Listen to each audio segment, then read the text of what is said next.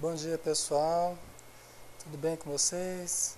Vocês desculpem eu não poder estar presente hoje, mas eu acabei assumindo um compromisso de uma palestra, mas a gente não quer dar trabalho, gerar incômodo para os outros. Nós vamos deixar esse vídeo aqui gravado para vocês com o estudo da manhã, tá? Vamos dar continuidade então ao nosso estudo do livro Nos Domínios da Mediunidade, tá? Nós estamos no capítulo 12, Clarividência e Clareaudiência. Nós vamos então dar sequência a esse estudo, lembrando que nós estávamos ainda na reunião mediúnica, e o André Luiz estava comentando a respeito desse final da reunião, onde o Clementino estimulou alguns médiuns para que eles pudessem perceber, através da audição, através da visão mediúnicas, né? Eles pudessem perceber, principalmente a Eugênia, o Antônio Castro e a Celina, que eram os três médiuns ali mais ativos, pelo que deu a perceber, né, nesse grupo. Então, que eles percebessem algumas coisas no final da reunião, tá? Algumas informações que os espíritos querem transmitir, tá? Nós vamos começar daqui então. Aí a gente continua aqui. A médium Celina via o irmão Clementino e o ouvia tão somente pelo processo curial de percepção na Terra. Essa foi uma questão que o André Luiz fez, né? A médium Celina via o irmão Clementino e o ouvia tão somente pelo processo curial de percepção na Terra, né? Porque o irmão Clementino ele estava aplicando passe na região do lobo frontal, que é a região do superconsciente, a região superior dentro de nós. Então, estava chamando eles para essa região mais elevada que eles possuem dentro deles, né? Todos nós, né? Então, a médium Celina via o irmão Clementino e o ouvia tão somente pelo processo curial de percepção na Terra, né? Tão somente, esse tão somente aí que é meio perigoso, né?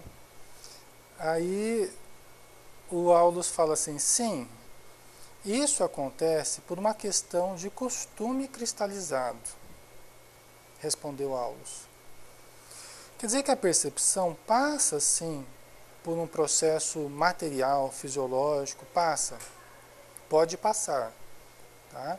Inclusive tem pessoas que veem com os olhos abertos, né? Talvez até seja o caso da Celina aqui, que ela está vendo o espírito, né, do Clementino com os olhos abertos. Pode ser que ela esteja vendo, né, para passar pelo processo fisiológico, as vias perceptivas, o nervo óptico, né, a retina, toda a estrutura visual, ela deve estar vendo ele com os olhos abertos, tá? Então vamos ver aqui a continuação, né? Só que não permanece só aí. A gente já viu na semana passada que a percepção, de fato, é da mente, não é da matéria, né? Então, a causa real da percepção é a mente, é o espírito que pensa, né? Então, vamos lá. Celina pensa ouvir o supervisor através dos condutos auditivos e supõe vê-lo, como se o aparelho fotográfico dos olhos estivesse funcionando em conexão com o centro da memória. No entanto, isso resulta do hábito. Quer dizer, ela acha que ela está vendo pelos olhos, ouvindo pelos ouvidos, mas é só uma questão de hábito. Porque, em essência, ela está percebendo com o espírito. É o ser pensante, é a mente quem percebe, né? Então ela pode ter essa impressão, assim como nós temos a impressão que a gente enxerga com os olhos. A gente tem a impressão que a gente ouve com os ouvidos. Só que, na verdade, toda a nossa percepção é espiritual. Essas vias ouvidos, olhos, olfato, são apenas vias, são apenas canais que não respondem pelo processo completo. É apenas por onde transita certas percepções. O ser profundo, espiritual, é quem percebe de verdade. Tá? Aí o slide 3 aqui, né? Ainda mesmo no campo de impressões comuns, embora a criatura empregue os ouvidos e os olhos, ela vê e ouve com o cérebro. E apesar de o cérebro usar as células do córtex para selecionar os sons e imprimir as imagens, quem vê e ouve, na realidade, é a mente. Tá? Então a gente sabe, em ciência, né, quem estuda sistema nervoso e tal, sabe que nós não sentimos na pele, nós não vemos propriamente nos olhos, né? O olfato nas narinas, a audição nos ouvidos, não é exatamente assim. Quem centraliza, isso falando em termos materiais, falando em termos de ciência conhecida hoje, quem centraliza esse processo todo é o cérebro. Então, a princípio, em essência, nós vemos com o cérebro, nós sentimos com o cérebro, nós ouvimos, nós percebemos, toda a nossa percepção é cerebral. Não é na pele, não é nos olhos, não é no ouvido, não é. Tá? É toda ela cerebral.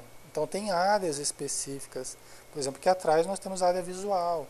Então os estímulos passam pelos olhos, tal, o nervo óptico e impressionam regiões corticais posteriores aqui. Tá? Então a gente enxerga aqui.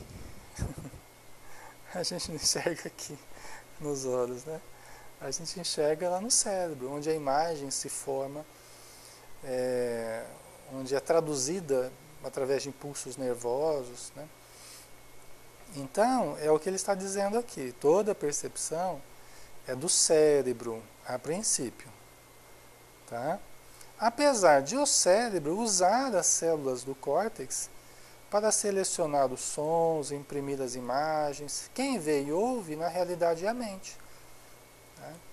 Então, aí continua ainda valendo o que os espíritos nos ensinam, de que quem percebe é o espírito, é a mente, é o ser pensante. Tá? Não é o cérebro também. Na ciência hoje se acha que é o cérebro. É ali que termina o processo. Né?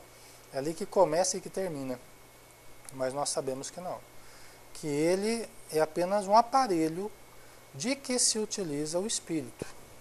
Tá? Ele é um aparelho de que se utiliza o espírito. Ele não é o causador dos pensamentos.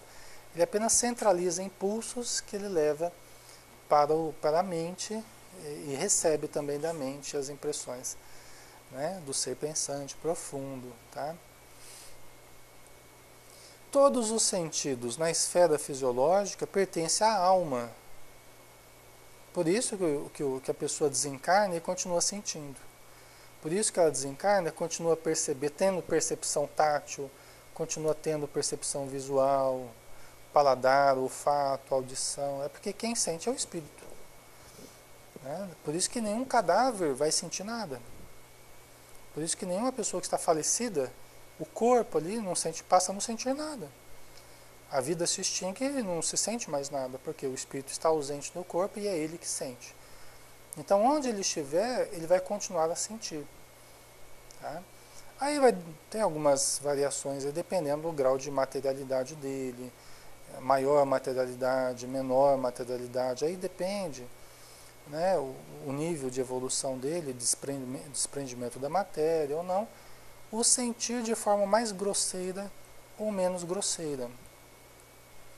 Tá? Aí vai ter essa variação que depende do nível de evolução. Tem espíritos que acham que estão encarnados. Eles criam uma densidade perispiritual tão grande que eles acham que estão ainda no corpo físico deles. Talvez não se sintam motivados a atravessar uma parede, porque eles acham que estão encarnados. Lógico, se eu estou encarnado, vou tentar atravessar uma parede. Então, eles continuam vivendo dentro de uma limitação perceptiva de uma pessoa encarnada. Toda a percepção deles ainda será, de certo modo, a percepção do encarnado. Eles não leem pensamento. Se aproximam de nós, nós temos que falar para eles ouvirem, né? Então, as impressões deles ainda estão profundamente identificadas com o plano material, porque assim eles acreditam, e assim acaba sendo. Tá? Porque toda percepção é da mente, se a mente acha que está encarnada, toda percepção ainda vai estar voltada para a vida material. Tá?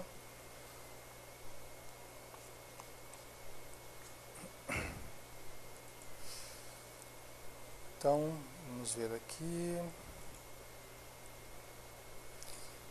No próximo slide, então. Todos os sentidos na esfera fisiológica pertencem à alma, que os fixa no corpo carnal de conformidade com os princípios estabelecidos para a evolução dos espíritos reencarnados na Terra.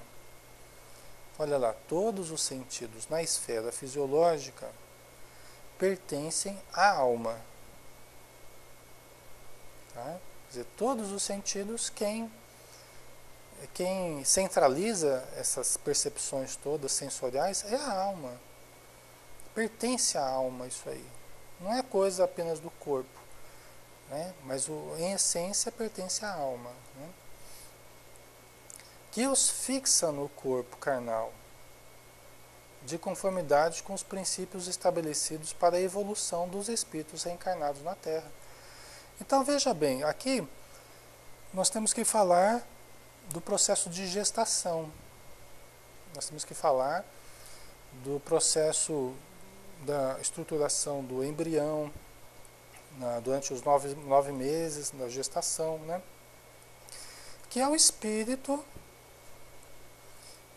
eterno que está reencarnando através do seu perispírito, o seu corpo espiritual, dos campos morfogenéticos do perispírito, os campos da forma, life fields, né? Os campos da vida. Esses campos magnéticos, eletromagnéticos, eles se expressam do perispírito e moldam o corpo físico, ativando genes, né? Imprimindo certa conformação necessária à nossa necessidade de evolução. Aquilo que é mais apropriado às necessidades de evolução que nós temos. Tá? Então nós vamos estruturando, é uma materialização de 9 meses, que o espírito vai se materializando, criando a estrutura material que ele necessita. Órgãos, nervos, glândulas, sistema nervoso, em conformidade com as suas necessidades mais íntimas, necessidades do espírito. Tá? Então, por isso que o Aulus fala aqui, né? E todos os sentidos na esfera fisiológica pertencem à alma que os fixa no corpo carnal. Né? A gente fixa essas percepções no corpo carnal através das várias vias perceptivas, né? De acordo com os princípios estabelecidos para a evolução dos espíritos reencarnados na Terra, de acordo com a genética, de acordo com o ambiente, com as necessidades, né, fundamentais dos organismos no planeta. Tá? Aí vai tendo uma evolução também das vias perceptivas no corpo físico. Tá? Nós vamos evoluindo isso com o passar dos séculos, dos milênios. Né? Muitas mutações vão ocorrendo. Mutação não é só coisa apavorante dos filmes, né? Dos filmes dos X-Men. Mutação não é aquilo apavorante, ocorrem mutações sempre conosco. Algumas doenças são resultados de mutações. O câncer, por exemplo, são mutações que ocorrem com as células, né? E elas começam a se multiplicar de uma forma anômala, tal, é uma mutação, né? Muitas mutações podem ocorrer para melhor, fruto de uma função diferente, de uma necessidade diferente. Então, o nosso espírito, nós espíritos, precisando coisas novas na vida material, nós vamos estabelecendo certas mudanças genéticas para melhor. Nós podemos imprimir, existe uma flexibilidade aí genética que permite que nós possamos imprimir certas necessidades na nossa genética. Então isso vai provocando ao longo do tempo certas mutações, e de geração em geração vai aperfeiçoando o nosso organismo. Tá? Então vamos lá. O problema da concentração. Depois de afirmar que as percepções durante a vida de sonho, quando os órgãos carnais se encontram inativos, são a maior prova de que os sentidos na esfera fisiológica pertencem à alma, não ao corpo. Aulus acrescentou. Vamos ficar por aqui por enquanto, né? Vamos lá. Primeiro ele afirmou que as percepções durante a vida de sonho, quando os órgãos carnais se encontram inativos, são a maior prova de que os sentidos na esfera fisiológica pertencem à alma e não ao corpo. Né? Então, assim, é lógico, os cientistas, os estudiosos aí do sono, dos sonhos, eles diriam o contrário, né? Eles falavam que são apenas manifestações oníricas, né? Acompanhadas de manifestações do cérebro, de hormônios, de neurotransmissores, né, que participam, que existem mesmo. Né? Só que eles querem dar a isso a causa dos sonhos. Né? A causa dos sonhos sendo esses movimentos cerebrais, essa reorganização cerebral, que existe também, só que não para todos os sonhos. A gente tem, já que a gente entrou nesse assunto de sonho, a gente tem basicamente assim 4 tipos de sonho. Tá?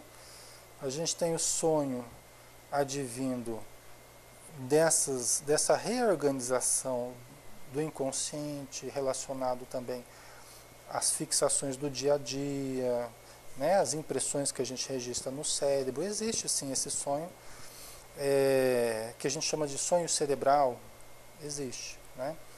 Muito ligado à esfera fisiológica, ao que a gente registra no dia a dia, tal. E a gente precisa reorganizar isso de alguma forma, né? Aí a gente tem os sonhos advindos da vivência do espírito fora do corpo, que é o que ele está falando mais propriamente aqui, né? Os sonhos da vivência do espírito fora do corpo, dos seus relacionamentos, atividades, encontros, né? Tudo que ele faça fora do corpo. Então é um outro tipo de sonho. Seriam aqueles sonhos mais relacionados mesmo com o encontro com a vida espiritual. Tá? Encontra um parente desencarnado, um amigo que não vê faz muito tempo e tal. Então geralmente ocorre, e geralmente são coisas muito reais. Provoca uma emoção, um sentimento. Você tem, nossa, aquela certeza de que aconteceu mesmo. Ele tem uma energia diferente, ele tem algo diferente, sabe? Pelas narrativas das pessoas quando tem esse tipo de sonho. Então a gente já tem um cheirinho ali de coisa espiritual, é diferente de outros tipos de sonho, né? E nós temos o sonho retro e pós-cognitivo, né? Retro e pré-cognitivo, desculpa, né? Retrocognitivo e pré-cognitivo.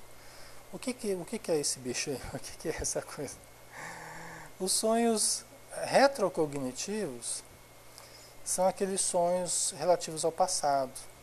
Então são conteúdos ligados ao espírito, né, que emergem do inconsciente e se expressam no presente como lembranças do passado, às vezes até de um passado remoto, de outras existências, por exemplo. Né? E tem aqueles sonhos relativos ao futuro, que são sonhos baseados em coisas que irão acontecer.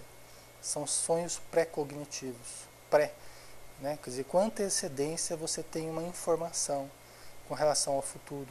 Você dá uma espécie de salto, né? Você tem um conhecimento, uma informação relativa ao futuro. Tá? Então a gente pode enquadrar aí nos sonhos pré-cognitivos. Tá? Então a gente tem esses vários tipos de sonho, né? E o Aulus diz, olha, as percepções durante a vida de sonho, quando os órgãos carnais se encontram inativos, porque a gente está ali, né, numa frequência cerebral mais baixa, a atividade cerebral está bastante reduzida, a gente viu isso até semana passada, as frequências delta, alfa, beta, né? Então você entra em delta, em sono, né? O sono REM, né? Os sonhos, eles são acompanhados de uma frequência específica que a gente chama de sono REM, Rapid Movement Eyes, movimentos rápidos dos olhos. É o sono REM, famoso, né? E dizem que nós temos aí em torno de uns 6, 7 sonhos por noite. A gente entra nesse sono REM aí, que os olhos começam a mexer rapidamente, a respiração muda, a frequência entra numa frequência específica no cérebro, e aí nós estamos sonhando. Então eles acompanham monitorando, então olha, a pessoa está começando a sonhar, né? Então eles registram ali os momentos dos sonhos, né? Só que a riqueza, isso que é interessante, né? A riqueza de situações que a gente vive no sonho, a riqueza de percepções, de informações, não é? A realidade, o realismo com que isso se dá é impressionante.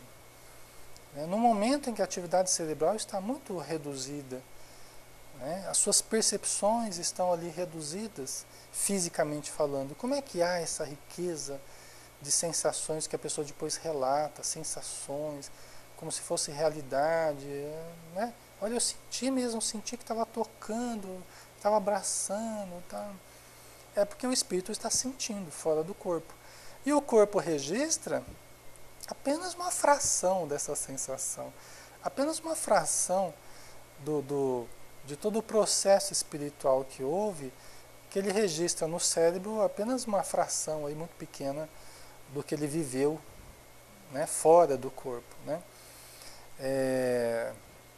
O nosso cérebro não está preparado para duas vidas simultâneas, a vida espiritual e a vida material. Então ele recebe reflexos da vida espiritual, mas de uma forma muito reduzida. Inclusive os sonhos, por exemplo, a gente lembra de maneira fragmentada. Ele não lembra aquela coisa inteira. E mesmo quando a gente acha que lembrou a coisa inteira, ainda assim não foi tudo que a gente viveu, não foi. É apenas uma parte. Sem falar do simbolismo, né? Porque como é que faz para guardar aquela experiência que foi tão importante, se é como colocar um volume muito grande numa caixinha muito pequena? O que eu vivi lá no plano espiritual foi tão grande, e o meu cérebro é uma caixinha muito pequena. Como é que eu faço para guardar as coisas? Isso aqui é importante para mim. Como é que eu faço para guardar? Aí surgem os simbolismos. Surgem as imagens simbólicas que representam as vivências que eu tive. Que é uma forma da gente lembrar.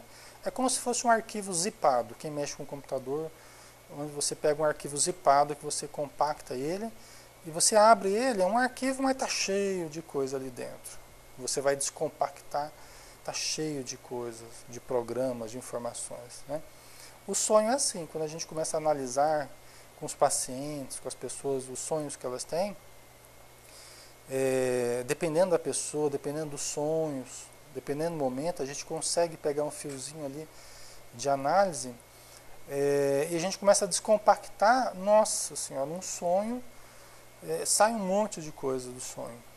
Tá? É muito interessante, aliás, é um recurso de autoconhecimento muito interessante. Não é com todas as pessoas que funciona muito bem esse processo. Tem pessoas que têm mais facilidade de falar a respeito do sonho e até da gente junto interpretar. Com outras pessoas é um pouco mais complicado esse processo, né? Porque corre muito num plano intuitivo. Aí vai muito da intuição, né? Da pessoa e da gente, né? Então, de repente, nada faz sentido. Aí você começa a analisar, você pega um fiozinho de análise e começa tudo a fazer sentido. É muito interessante esse processo. Tá? Então, seria uma das maiores provas, né, que quem sente é o espírito, não o corpo. Né?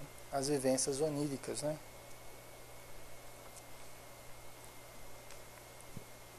Aí, continuando.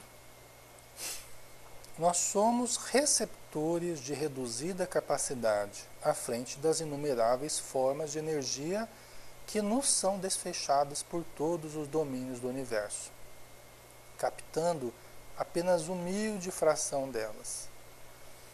Tá? Então vamos dar uma paradinha aqui, né? É verdade, olha pessoal, de todas as ondas que nos atingem, né, nas várias frequências de rádio, televisão, mentais, as correntes de pensamento, espirituais, né, das várias energias que nos atingem e nos passam, nos perpassam o tempo todo, nós somos muito inaptos ainda para perceber isso tudo. Por isso que ele diz aqui, olha, somos receptores de reduzida capacidade. Nós somos. E olha que a gente aí não consegue nem ouvir direito. Nem ouvir materialmente, às vezes a gente não ouve direito, né? A gente não enxerga direito, ainda tem que usar óculos, né? Cheiro, às vezes a gente tem dificuldade de... O meu faro é bom, mas às vezes a gente tem dificuldade de distinguir certos cheiros, né? Porque a vida material pra gente aqui, ela embota muito as nossas percepções. É um bloqueio mesmo para a percepção global do espírito, né?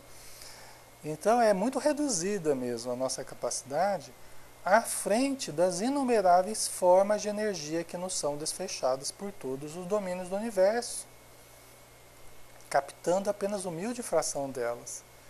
Você imagina o que vem do universo, aí, das estrelas, as frequências que nem os cientistas conseguem entender ainda. Os outros planetas devem enviar mensagens, só que nós não conseguimos ainda perceber, nem mentalmente, nem através de aparelhos, nem... Talvez os espíritos superiores consigam, nós ainda não conseguimos, né? Em suma, nossa mente é um ponto espiritual limitado a desenvolver-se em conhecimento e amor na espiritualidade infinita e gloriosa de Deus, tá? Então, nós, até enquanto mentes que somos, nós somos ainda um ponto limitado. Qual é a nossa limitação? A nossa limitação é o quanto nos desenvolvemos ou não. Por isso que autodesenvolvimento é ampliação da consciência, é expansão. Nós somos uma esfera que vamos expandindo para todos os lados. Nossa consciência, nossa energia vai se expandindo. Tá? Nós vamos nos agigantando com o tempo, espiritualmente. Nós vamos absorvendo a mente divina. De onde tiram os espíritos a sua inteligência? Dizem os espíritos, no livro dos espíritos. Da inteligência universal. Então, nós retiramos a nossa inteligência da inteligência de Deus. Não quer dizer que nós tiramos de Deus, não quer dizer isso. Mas nós estamos crescendo em Deus. Né? Logicamente, se Deus é tudo, nós somos limitados. Nós vamos abarcando esse tudo gradativamente. Nós vamos expandindo a nossa capacidade perceptiva, a nossa capacidade de ver, de entender, de intuir, de sentir, né? Conforme a gente expanda a nossa consciência. Tá? Então a gente começa a ter visões cada vez mais amplas do universo. A gente começa a ter visões cada vez mais profundas da vida. A ouvir a sinfonia da vida. Né? Nós podemos ouvir a sinfonia da criação. A criação, ela se deu e se dá como uma música. Toda a criação é uma música. Nós não ouvimos essa música. Toda a evolução se dá por oitavas. Todas as classes de minerais, vegetais, animais, o psiquismo se dá por oitavas. Isso quer dizer o quê? Que existem 7 classes, é como as notas musicais. Do, ré, mi, fá, sol, lá, si, do. Né? Quer dizer, você volta na mesma nota uma oitava acima. A evolução, ela se deu por oitavas, ela se dá por oitavas. É uma música que nós não ouvimos. Pouco sabemos. Né? Só para a gente ter uma ideia. Né? Em suma, nossa mente é um ponto espiritual limitado a desenvolver-se em conhecimento e amor na espiritualidade infinita e gloriosa de Deus. Nós somos esse pontinho que vai desenvolvendo, vai crescendo, né? O Deus em nós vai crescendo. Nós somos a expressão divina. O Joana de Ângeles diz, nós somos Deus em germe, né? E o que há de divino em nós é o ser eterno, é o Espírito que somos. É o que há de Deus em nós. A Joana de Ângeles, ela usa como sinônimo o self eterno, o self imortal, o eu profundo, o eu divino, o eu cósmico, o espírito imortal, tudo como sinônimo. Você percebe claramente na literatura dela que ela usa todos esses termos como sinônimos. Tá? Então, o que há de imortal em nós já é divino. Por isso que é imortal. Né? O que há de imortal em nós já é divino. Tá? Aí, continuando, né? Deixa eu só dar uma olhadinha aqui, uma coisinha. Tá. Nesse ponto, Clementino, dirigente espiritual da casa, conclamou a todos que centralizassem mais atenção na prece, adestrando-se para o serviço do bem. Né? Deixa eu só ver uma coisa aqui. Tá. Então, nesse ponto, Clementino conclamou a todos que centralizassem mais atenção na prece, adestrando-se para o serviço do bem. Os médiuns receberam esse pedido, de modos diferentes. Tá? Então, o Clementino é o mentor espiritual, mas ele, como ele estava ali ligado à onda de pensamento dos médiuns, e os médiuns, de certo modo, ligados à onda do seu pensamento, ele deu essa ordem, né? E conclamou a todos que centralizassem mais atenção na prece, adestrando-se para o serviço do bem. Né? Então, pessoal, vamos juntar o pensamento na prece. Nós temos que nos adestrar, né, no serviço do bem, para o serviço do bem. Por quê? Porque só prestando atenção que a gente consegue se envolver de fato, vibratoriamente, mentalmente. Quando a gente começa a divagar, nós já não estamos colaborando com o conjunto. Não estamos colaborando nem com nós e nem com os outros. Que é um trabalho coletivo, como eu falava outro dia para vocês, é um trabalho coletivo. Então, a gente divaga, a gente atrapalha o grupo. Por quê? Porque a gente quebra aquela corrente de energias, aquela corrente de pensamento. Quando a gente está voltado, deixa o sono de lado, deixa a preguiça de lado, deixa a desatenção de lado e a gente se volta para prestar atenção, para se envolver, para participar, a gente ajuda. Porque a gente é mais um ponto ali a fortalecer a corrente de energia, de pensamento. Tá? Isso é muito importante.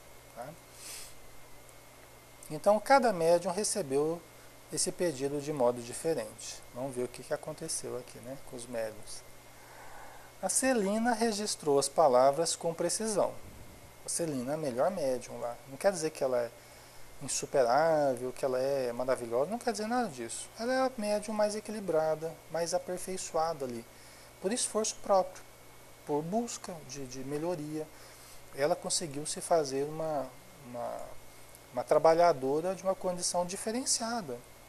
Tá? Isso não é orgulho, não é vaidade, não é nada, é apenas a expressão da sua real condição. Tá? Então a Celina registrou as palavras com precisão. Quer dizer, ela ouviu bem ali o que o mentor falou. Eugênia as assimilou em forma de ordem intuitiva. Quer dizer, a Eugênia, que é a médium consciente, a Celina é uma médium inconsciente, sonambúlica, né, mas muito equilibrada e com percepções muito claras. Né? A Eugênia, médium consciente, equilibrada também, né, recebeu de forma intuitiva. Ela não percebeu com a mesma clareza que a Celina, mas ela recebeu como uma intuição. Deixa eu prestar atenção na prece. Né? Antônio Castro, contudo, não as recolheu nem de leve. O Antônio Castro não recolheu a ordem lá a conclamação do Clementino, nem de leve ele não recebeu. Né? Você vê a diferença de percepção. Isso a gente percebe nas reuniões mediúnicas. Cada um recebe certas informações de uma maneira diferente, né? Sutilmente ligados à faixa fluídica do mentor, os três médiuns, cada qual a seu modo, lhe acusavam a presença. Quer dizer, os três percebiam a presença, de certo modo. Só que, né, cada um à sua maneira percebia a presença e a ordem lá do Clementino, né? Só o Antônio Castro que não registrou a ordem intuitiva nem de leve, né? Celina anotava-lhe os mínimos movimentos, como um discípulo diante do professor. Você vê, a Celina percebia a presença do Clementino nos seus mínimos movimentos. Olha com a percepção dela, que interessante, né? Então, e ela se colocava como discípulo diante do professor, né? Então ela já ficava esperta ali, percebendo o que ele queria dela, para que ela pudesse ajudar. Essa deve ser a nossa atitude. Ó, nós estamos aqui para ajudar, estou aqui para o que vocês precisarem. Você sabe, no começo de reunião mediúnica, às vezes a gente fala assim para os médiuns, né? Lembrando os médiuns por que nós estamos aqui na reunião mediúnica. Que é uma coisa que às vezes a gente esquece. Vira hábito, vira rotina, a gente sair de casa, chegar lá, sentar e ler, depois apaga a luz, começa a se concentrar. Mas às vezes a rotina vai fazendo a gente perder o sentido profundo do que estamos fazendo ali. Então às vezes é bom a gente falar. Então eu gosto de lembrar, olha, estamos aqui para ouvir, para ver, para sentir, para intuir, para irradiar, parentes, amigos, necessitados, parentes e amigos dos necessitados, né? Então, para isso estamos aqui. Não é para sentar na mesa e ficar dormindo, não é para ficar pensando na morte da bezerra, né? Na morte do bezerro, né? Não é para ficar pensando nos problemas do dia a dia, para ficar aflito com a hora de acabar a reunião. Não é nada disso. Estamos aqui para servir, para perceber, para ajudar. Então a gente tem que ter isso muito claro no começo da reunião. Porque é o grande sentido, é a nossa missão ali na reunião, é essa. A gente tem que ter isso muito claro, muito vivo para nós, né? Então a Celina, ela se colocava assim, né? De uma forma muito maleável às mãos dos espíritos amigos. Eugênia lhe assinalava a vizinhança com menos facilidade, como se o distinguisse através de um lençol de nebulosidade. Você vê, a Eugênia percebia também, só que não tinha tanta facilidade quanto a Celina. Ela percebia como se ele estivesse atrás de um véu, né, de nebulosidade. Percebia de uma maneira menos clara a presença do Clementino, né? Castro, embora o visse com perfeição, tá? Então veja bem, olha que interessante, o Castro ele não acolheu o pensamento do Clementino, né? De prestar atenção na prece e tal, ele não acolheu, ele não se sintonizou com isso, mas ele estava vendo o Clementino perfeitamente, tá? Veja bem, são várias percepções simultâneas. Nós temos várias inteligências, vários tipos de percepções, espiritualmente também. Então nós podemos ver alguém, mas não nos ligar muito ao pensamento daquela pessoa. Às vezes você está sentindo até no corpo certa presença, mas você não está conseguindo ligar com o pensamento dela, com a emoção, com o sentimento. Então a gente procura estimular para que o médium consiga trazer outras percepções junto com o sintoma que ele está sentindo, o pensamento, a emoção do espírito também. É um exercício, é um treinamento, que exige a nossa disposição para isso. Por isso que a mediunidade é um processo muito mais ativo do que passivo. Aquela ideia de mediunidade, da passividade é ficar passivo, não é. É um processo muito mais ativo do que a gente imaginava. Até porque somos todos, em maioria, em esmagadora maioria, somos médiuns conscientes. São raríssimas exceções os médiums inconscientes. Então vai ser todo um trabalho muito consciente.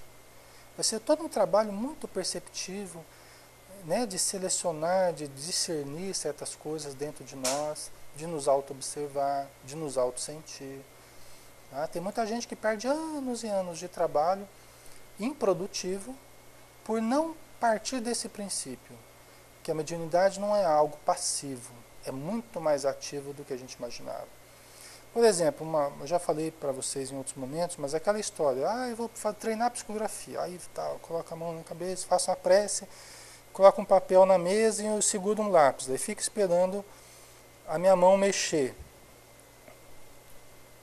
como se fosse um Chico Xavier, um Divaldo, fico esperando a minha mão mexer sozinha, gente, não vai acontecer, não vai acontecer. A gente ouve, eu morro de pena de ouvir grupos inteiros, centros inteiros aí, então a gente está fazendo exercício de psicografia. Fica lá um monte de gente lá parada esperando a mão se mexer, gente. Não vai se mexer. São raros os médiuns inconscientes, são raros os médiuns mecânicos. Psicografia mecânica. Aí a pessoa faz lá uns rabiscos lá e fala, está começando a aparecer a psicografia, gente. É uma perda de tempo terrível. Tá? O processo tem que ser muito mais consciente. As pessoas, os médiuns, deveriam ser alertados muito mais para observarem os seus pensamentos. E a pessoa mesmo vai ter que escrever. Não vai ficar esperando a mão se mexer sozinha lá, porque não vai mexer. A não ser que esteja com com algum problema de tensão acumulado lá, começa a pular a mão. Mas fora isso, não vai se mexer. Tá? Então a gente ainda parte, no trato com a mediunidade, a gente achava que a mediunidade era maravilhoso, era algo assim, né, sobrenatural, e que iria cair sobre nós, iria nos tomar e nós começaríamos a incorporar, a psicografar. Gente, é uma ilusão isso que foi criado na mente popular, né, no movimento espírita. Né? Isso é raríssimo de acontecer. Tá? O que acontece, a gente vê nas casas espíritas, a gente mantém contato, atende médiuns no Brasil inteiro, fora do Brasil. A gente lida com grupos, pessoas que relatam de situações de grupos os mais variados, no terreno mediúnico, né, doutrinário. Então, a gente vê que isso é uma prática meio comum. Só que é um processo que deveria passar muito mais pela observação dos pensamentos, porque é ali que vai ocorrer a comunicação. Tanto a psicografia quanto a psicofonia vai ser um processo muito mais perceptivo dentro de nós, no nosso campo mental. Tá? E a iniciativa de dar a comunicação, a iniciativa de dizer a primeira palavra, de escrever, vai ser nossa. Assessorados, logicamente, pelo espírito comunicante. Mas se nós não tomarmos essa iniciativa, não haverá. Não haverá.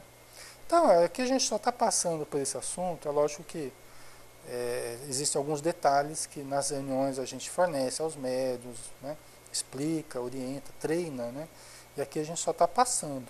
Mas já para a gente distinguir as coisas, né? Para a gente começar a distinguir as coisas. Então vamos lá. A Eugênia assinalava a vizinhança do Clementino com menos facilidade, como quem o distinguisse através de um lençol de nebulosidade. Castro, embora o visse com perfeição, parecia alheio à influência do instrutor. Né? Então ele percebia com perfeição, mas parecia alheio. Ele não estava vinculado propriamente ali ao instrutor. Ele não estava predisposto, ele estava alheio mesmo. A gente vai entender isso mais na sequência. Tá? Deixa eu ver aqui. Via-se que as possibilidades de Celina e Castro na clarividência e na clareaudiência eram mais vastas que em Eugênia. Então olha lá. Celina e Castro, eles tinham uma clarividência e uma clareaudiência mais vastas, maiores, melhor estruturadas do que na Eugênia. Interessante, né? O Antônio Castro tem facilidade de se desligar do corpo. A Celina, de certo modo, também, porque o processo de, de psicofonia sonambúlica exige também um desligamento mais profundo do corpo. E ambos, por essa emancipação mais facilitada, eles têm ambos uma facilidade maior em termos de clarividência e clareaudiência, tá? Do que a Eugênia. A Eugênia é mais consciente, né? Por que Castro se mantinha então impermeável ao instrutor? É a pergunta que o André Luiz fez. Por que o Castro, já que ele tinha essa facilidade, tinha essa percepção, por que ele se encontrava alheio, né, ao instrutor? Por que ele se considerava impermeável ao instrutor? O assistente explicou que o mentor não exercia ali uma pressão mais forte. Sua influência era apenas branda, evitando com isso provocar viciosa emanação em desfavor dos médiuns. Olha quanto conceito importante aqui hoje, né, pessoal? Então vamos lá. O Clementino, ele exercia uma suave influência sobre os médiuns. E aqui já está uma coisa muito importante. Os obsessores, eles exercem uma pressão muito forte sobre os encarnados. Os espíritos superiores, não. Eles respeitam e exercem uma influência muito sutil sobre os encarnados. Por quê? Porque os inferiores podem mais do que os superiores? Não. Porque eles usam métodos diferentes. O inferior usa métodos brutos. O que caracteriza o inferior? Falta de respeito ao livre-arbítrio do encarnado, falta de respeito às pessoas de modo geral, violência, agressividade, imposição, tirania, não é? O que faz o superior ser superior? O oposto disso tudo. A sutileza, a bondade, o respeito, a cordialidade, não é? Não é? Fica bem claro, né? Então, veja que o método é diferente. Por quê? Porque o obsessor ele quer gerar dependência no encarnado. Ele quer que o encarnado aceite a sua vontade e fique escravo dele. Nisso caracteriza o processo obsessivo. Escravidão mental, dependência emocional, mental, espiritual. Né? O superior não, ele não quer gerar dependência. Ele quer inspirar os encarnados. Então ele favorece pensamentos mais elevados, ele inspira, intui, mas de uma forma sutil, até para que nós possamos perceber como coisas nossas, em alguns momentos mais ou menos, né? Mas não de modo a gerar dependência. Né? Então vamos ver aqui. Sua influência era apenas branda, evitando com isso provocar viciosa emanação em desfavor dos médiuns. Então olha só, o espírito elevado, ele não quer provocar viciosa emanação. Emanação de imã, que gruda. O obsessor quer criar uma viciosa emanação, para que ele possa se emanar, grudar no encarnado, o encarnado nele, e aí manter uma obsessão. O superior não. Ele não quer viciar, criar dependência, criar grude, emanação. E tudo que eu preciso eu peço para o guia. O guia para lá, o guia para cá. Né? Os espíritos superiores não entram nessa coisa de guia para lá, guia para cá, não. Tá? Eles ajudam sem gerar a dependência. Estão sempre ajudando a gente, mas de uma forma muito mais sutil, para que nós exercitemos a nossa inteligência, capacidade de discernir, capacidade de estudar, porque muitas das respostas estão nos livros. A maioria das coisas que a gente precisa está nos livros, se não a totalidade.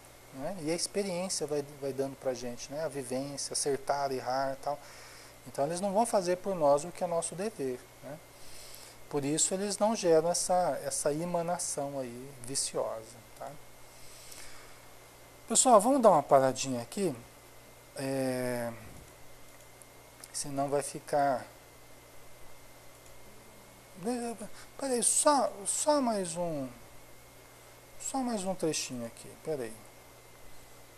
Só mais uma lâmina, uma lâmina não, né? Um slide aqui. Havia outro porém Havia, porém, outro motivo. Por que o Castro ficou impermeável ao instrutor, né, Clementino? A mente de Castro passou de súbito a alimentar propósitos diferentes.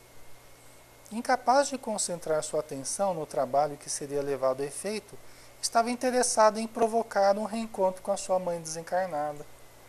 Né? Você vê que ele mudou o foco dele. Aquilo que, minha missão aqui é perceber, é sentir, tal, intuir, em função do programa espiritual que nós temos aqui, né? Os espíritos que foram programados para a reunião, para a ajuda de hoje, né? Então, o que ele fez? Ele deixou de seguir a ordem do Clementino para tentar perceber a mãezinha dele.